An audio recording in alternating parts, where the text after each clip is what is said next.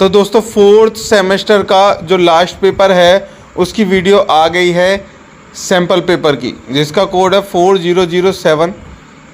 Paper जो subject है उसका नाम है आर्बिट्रेशन, कैंसिलिएशन एंड एडीआर। 3 घंटे का टाइम मिलेगा।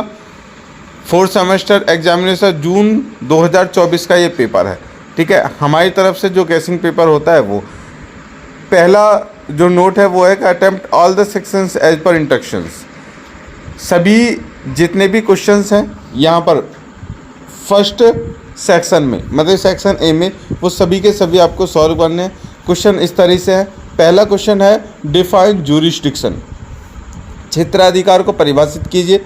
दूसरा क्वेश्चन है कॉन्सिलिएशन, कॉन्सिलिएटर, समझौता अधिकारी। तीसरा क्वेश्चन है फास्ट ट्रैक आर्बिट्रेशन, तीव्र पथ मध्यस्थम किसे कहते हैं। चौथा क्वेश्चन है लीगल रिप्रेजेंटेटिव मीन्स विधिक प्रतिनिधि को परिभाषित कीजिए। पांचवा क्वेश्चन है who entitled the legal services, विधिक सेवा के लिए कौन हकदार है। छठा क्वेश्चन है इसमें what do you mean by termination of arbitration proceeding, मध्यस्थम कार्यवाही की समिति से आप क्या समझते हैं। सातवां क्वेश्चन है एडमिनिस्ट्रेटिव असिस्टेंस, प्रशासनिक सहायता क्या होती है। आठवां क्वेश्चन है selling aside of an award, एक पंचाट को अपास्त करना क्या होता है। नौवां क्वेश्चन है रेफरी मतलब अभिनिर्णायक कौन होता है।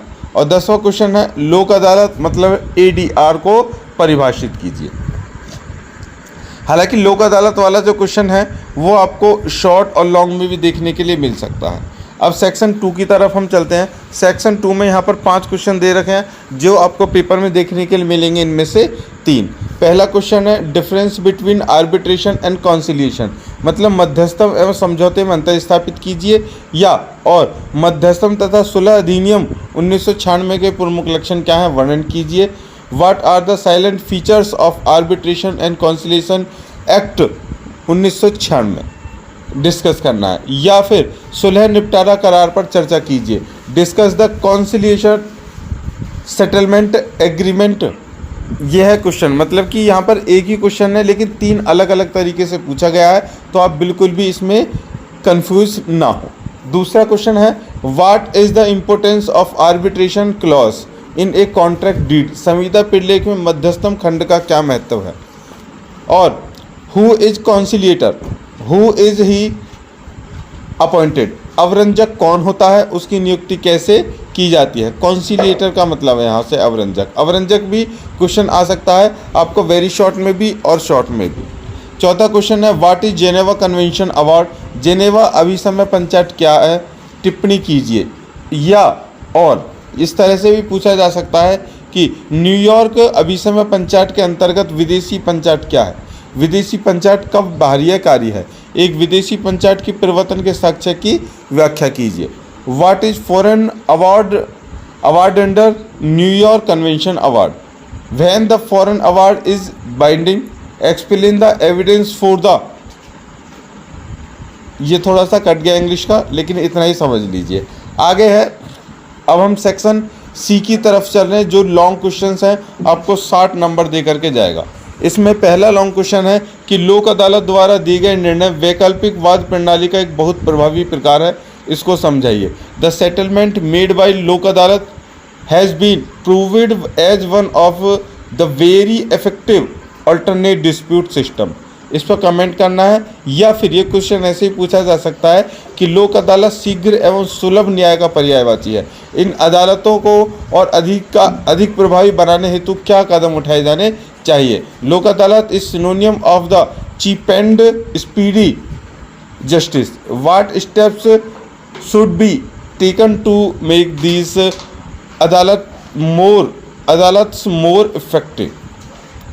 दूसरा क्वेश्चन है लॉन्ग का विधिक सहायता के इतिहास के रूप के संबंध में विविध प्रावधानों का उल्लेख कीजिए। Trace the history of legal aid, citing laws pertaining to legal aid. तीसरा क्वेश्चन है मध्यस्थम पंचाट क्या है, मध्यस्थम पंचाट के प्रारूप तथा उसकी अंतर्वस्तुओं का उल्लेख कीजिए। What is the arbitration award, discuss the form of contents arbitral award. और finally of the arbitral award, मध्यस्थम पंचायत की अंतिमा पर टिप्पणी कीजिए। चौथा क्वेश्चन है वैकल्पिक विवाद निपटान पद्धति के अर्थ एवं क्षेत्र को समझाइए। आजकल के समय में इसका क्या महत्व है? Discuss the meaning and field of alternate dispute resolution system. What is the importance of it now it is, आज के समय में। पांचवा और अंतिम क्वेश्चन इस पेपर का जो वेरी वेरी इंपॉर्टेंट है कि अधिनियम में कौन कौन से ऐसे प्रावधान उपलब्ध हैं जो अवार्ड के सुधार, निर्वाचन तथा अवार्ड के संशोधन के बारे में है। व्याख्या कीजिए।